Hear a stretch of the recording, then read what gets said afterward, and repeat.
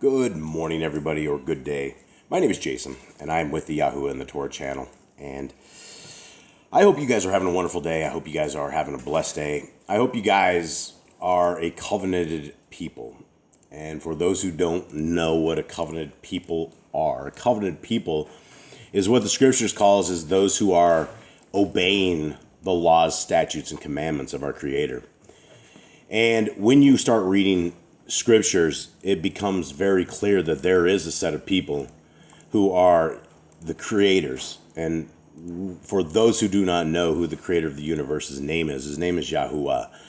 And it's Yod-Hed, Wav-He, or Yod-Hed, Vav-He, depending on how you look at it. But it is not an English name. And what you're looking at right there is you're looking at the name of the creator of the universe. And then right here, you're looking at this name of the Son of the creator of the universe, and his name is Yahushua, and his name means Yah is with us, also means salvation as well.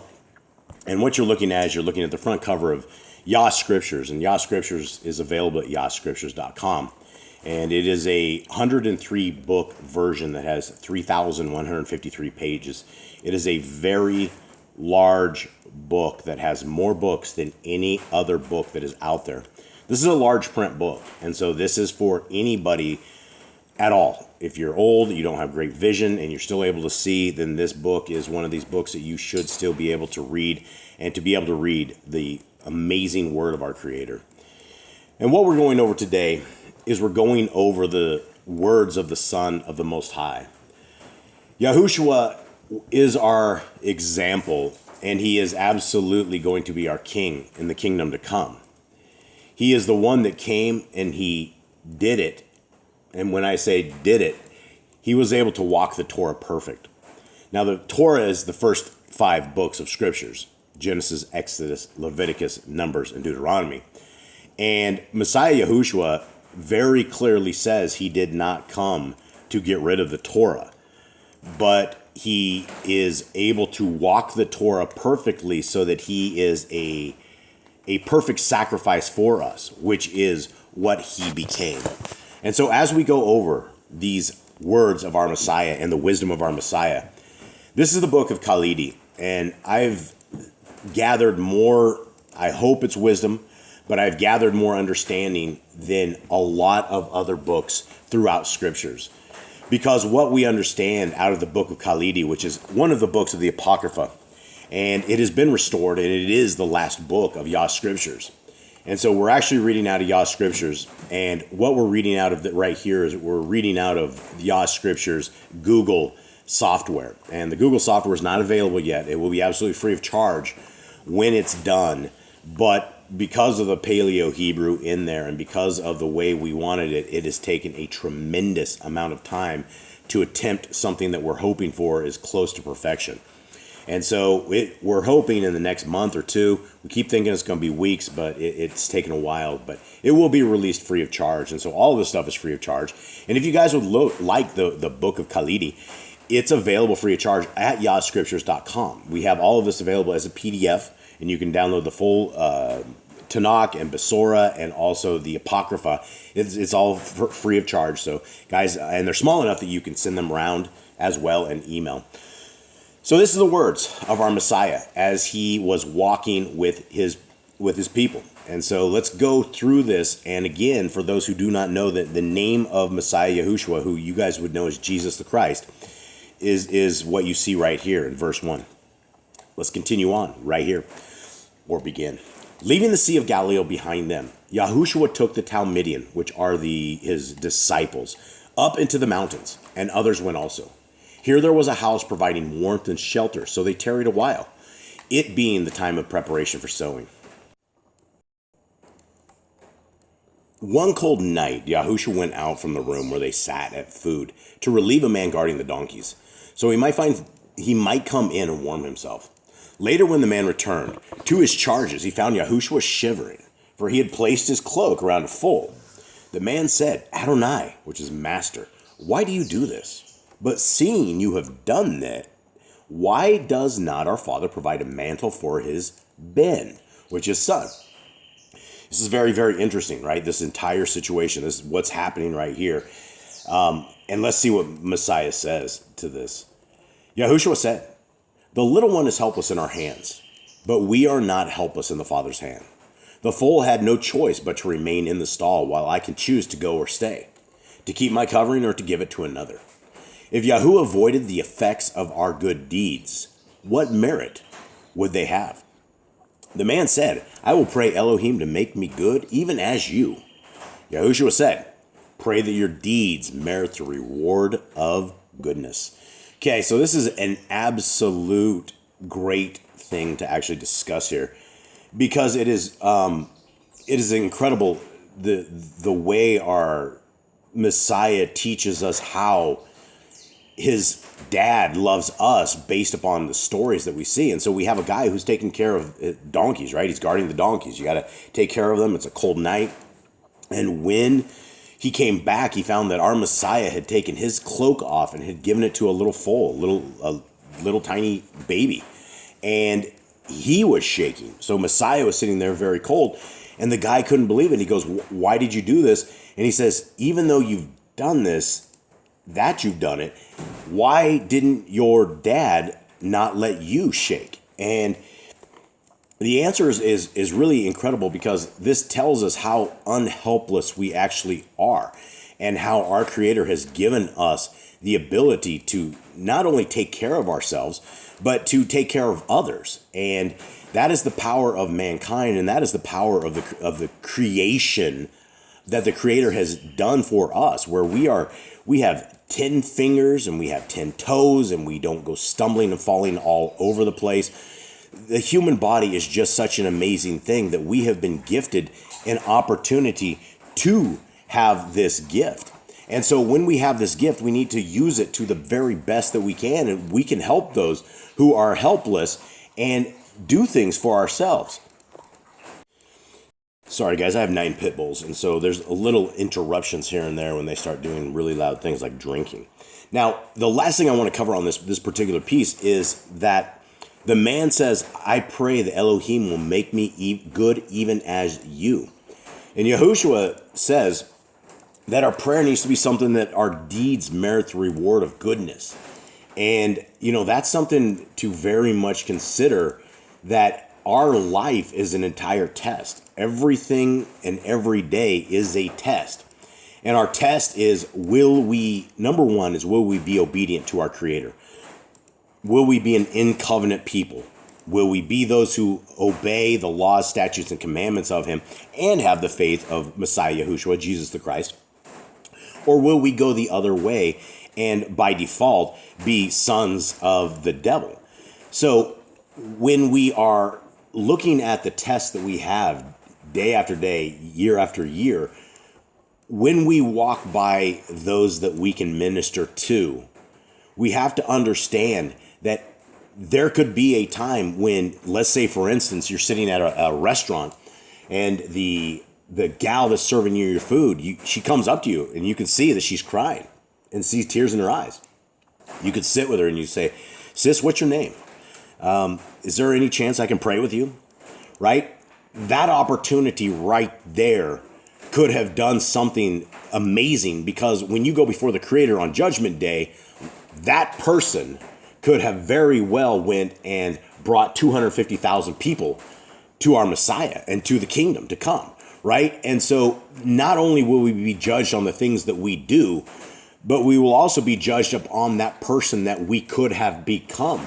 And looking in the Judgment Day and seeing that person that we could have become, it's going to make us all very, very sad. Because this is just a testing ground that we have, and so our deeds need to merit the reward of goodness. So continuing on. Another night, a journeyman came seeking shelter and warmth and was given hospitality. He said to those who made him welcome, "You are Baruch indeed to live here in warmth and comfort, while I must ride the inhospitable roads for my master." The following morning, having been well provided with substance for the road, he said to Yahushua, here he departed, "Adonai, I listened well to your words last night. Since I am a poor man suffering many hardships and my life is difficult, am I then assured of better conditions in the life to come?" Yahushua said, "By what standards do you think these things are judged? using yours. The pack horse accompanying you would be more entitled to this assurance. For while you ate soup and slept in comfort and warmth, this uncomplaining beast, whose lot is much harder than yours, remained neglected in the cold.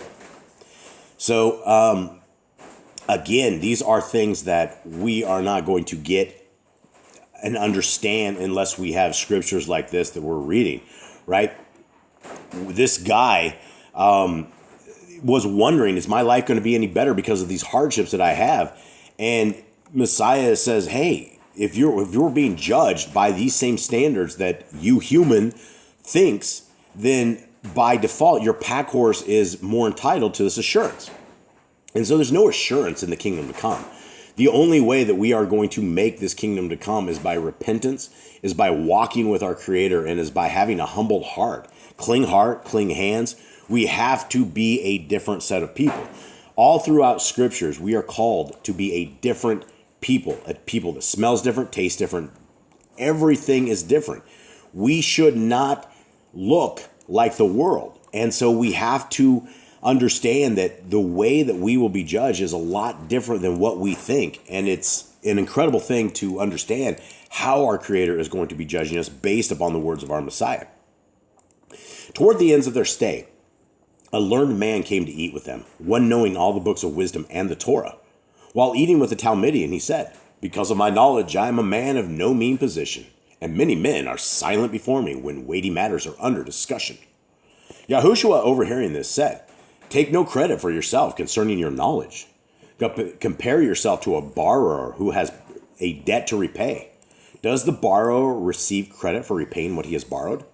Therefore, take no credit for the wisdom you dispense. And as to the acquisition of knowledge, is this not the end for which you were created? This is interesting things, guys.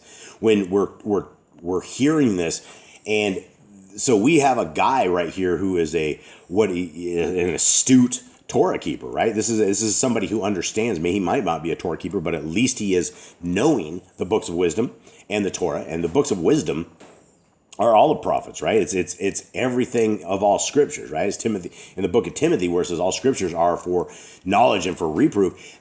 These are these scriptures that we're talking, right? The books of wisdom. And he says, essentially, because of what he knows, that he's able to have a higher position. People don't say anything, don't question him, right? He's become a man of power because of simply knowing the books of wisdom and the Torah. And I will tell you, this could absolutely be true, because when you have any sort of Torah knowledge whatsoever, and you begin talking to Christians that will actually be receptive to it, the ones who are receptive to it don't know what to say. They're quiet. They're like, oh man, I've been deceived. I've been in a religion of something that does not line up with scriptures, and here I am. So what Messiah says is knowing the Torah and having this information. Look, we're only borrowing this, right? We borrowed this. We were given this. This is the greatest gift we can ever be given, but we cannot charge for this gift. That's why the word of our Creator is not to be sold, which is why Yah Scriptures, we put out the free PDFs. Everything possible until a physical book that comes out has always been free.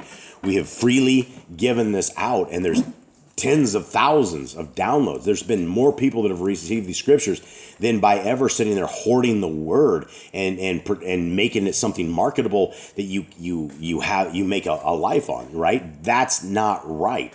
And that's why we do not do this at Yah Scriptures. And the mission at Yah Scriptures is to take care of prisoners. And so whenever people buy a physical copy of Yah Scriptures, we get one full copy into our brothers and sisters in chains. And there's a lot of people that have never, ever had the word of our Creator. And so when we, as Yah's people, end up knowing the Torah, guys, this is gold. There's no better money in this world than having the word of our Creator. It will make you filthy rich in the kingdom to come if you will abide by it. And the filthy rich is a life of being next to our Messiah, being in the hands of our Creator, being in a place where there's not a whole bunch of evil, where the people are all followers of our Creator. And so when we have this knowledge, we cannot sell it. We cannot charge for it. It is not something, right? We have to give this back to people. And there's no reason, and there's a lot of these Bible guys, and they will completely do just this, is you have to pay for this knowledge. You have to donate to them. And they're not Levites, right? They're not priests. They're not people that should be donated to. That's why Boss Clan has no place to donate. You cannot send money to me and my family ever. My family and I is a proper English, but you cannot, there's no place to do that. And there's very, very few people that are doing what we do that don't have a way that you can send money, because people get this knowledge, right? They hear this great news, the word from our Creator, and then all of a sudden it becomes value to them, and they want to pay those who they've heard from.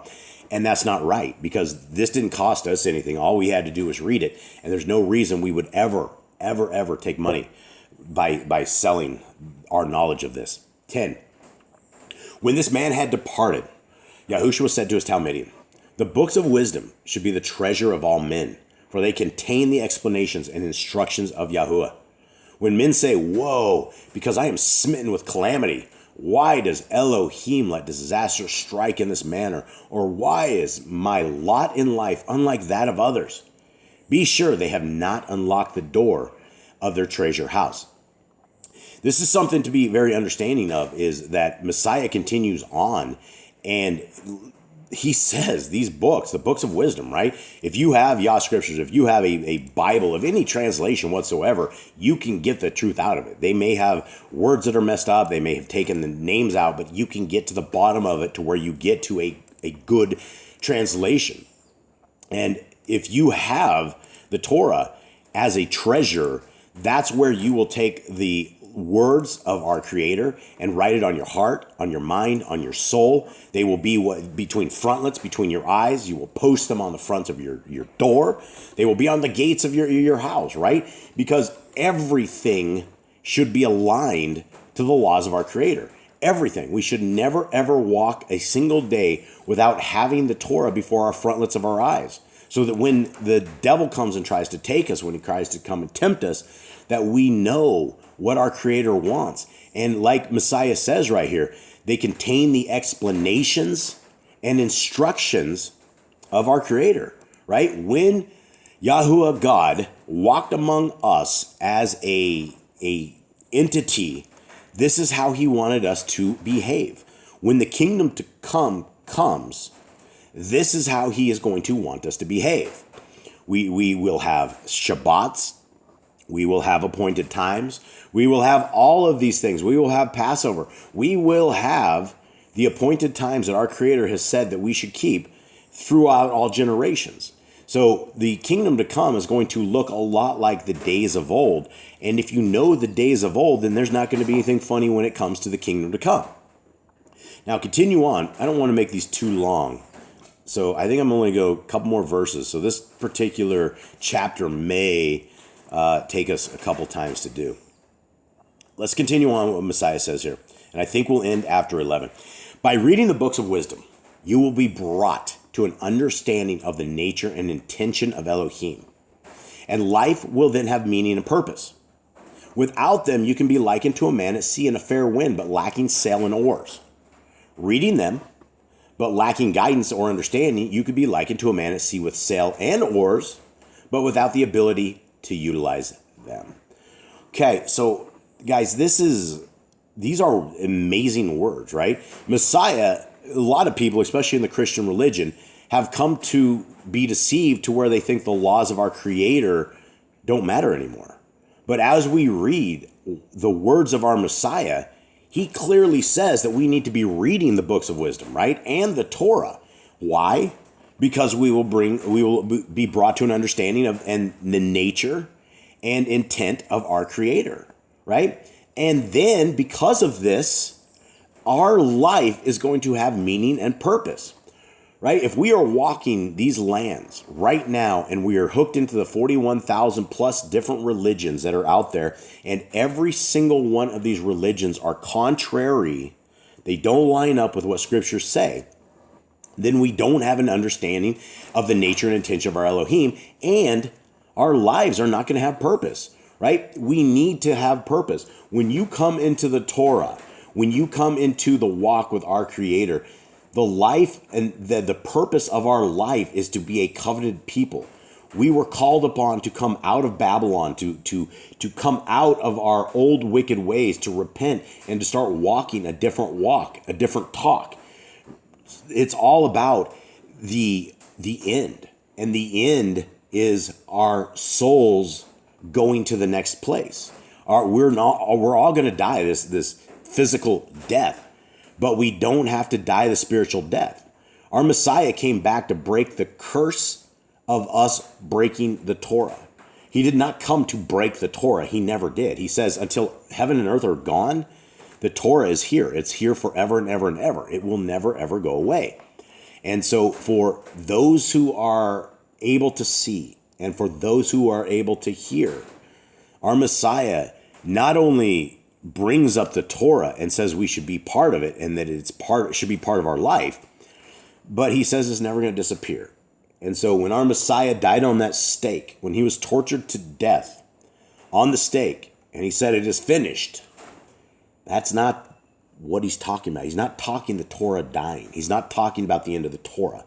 He's talking about the end of his suffering. He's talking about the end of the broken Torah that we have all broken from the time that we were 3 years old by putting our hand in that cookie jar.